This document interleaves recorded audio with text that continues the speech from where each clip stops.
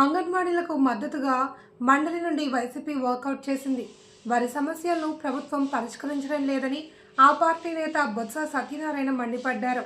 జీతాల పెంపుపై అంగన్వాడీలతో గత ప్రభుత్వం ఒప్పందం చేసుకుంది, కానీ అగ్రిమెంట్ లేదు అని మంత్రి సంధ్యారాణి తెలిపారు.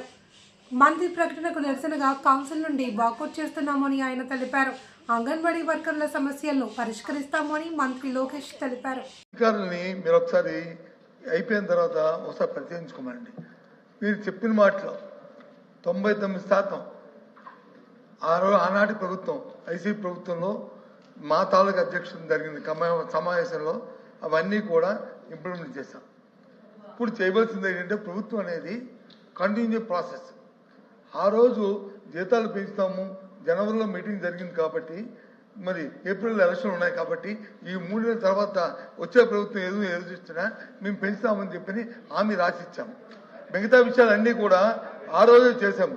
ఆ రోజే మీరు కావాల్సిన అగ్రిమెంట్ పేపర్స్ అంటున్నారు కదా, మీ డైరెక్టర్ గారు ఉంటారు, డైరెక్టర్ గారిని పిలిచి డైరెక్టర్ గారితో మాట్లాడి అవన్నీ జరిగే లేదో మీరు చూడండి. అంతేగాని మీరు లేనిపోయిన కలవలు మాట చెప్పి అప్పుడు లక్షలాది మంది ఇవాళ ధర్నా చేస్తున్నారు. ధర్నా చౌక్లో మీరు ఇలా అడగండి.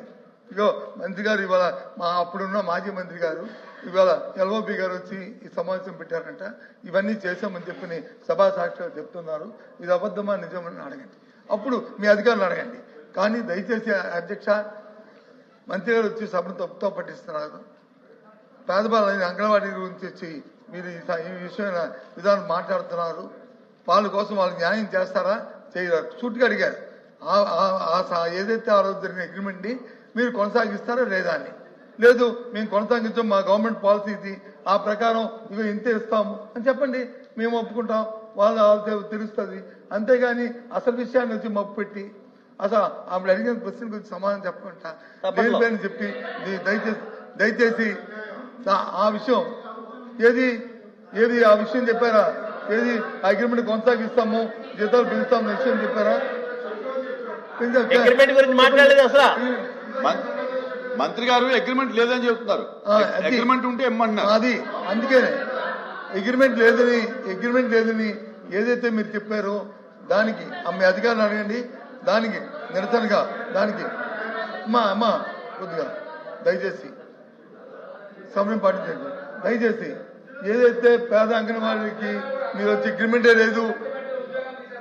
లేదు, ఇదే ఈ విషయంలో లేదు, ఇవన్నీ మేం చేస్తామని మీరు చెప్తున్న సచిదూరం ఆరోపణలకి ఏదైతే అగ్రిమెంట్ లేదనే మాటకి ఇవాళ మీరు వహించాలని కోరుతూ అంగన్వాడీ పట్ల ఉన్న సానుభూతితో వారు చేస్తున్న కృషికి వాళ్ళకి జీతాలు డిమాండ్ చేస్తూ మీ ప్రభుత్వం ఇటు పరిస్థితులను కూడా అంగన్వాడీ న్యాయం చేయదనే రీతిలో మేము వచ్చి ఈ సభ నుంచి వాకౌట్ చేస్తాం. అధ్యక్ష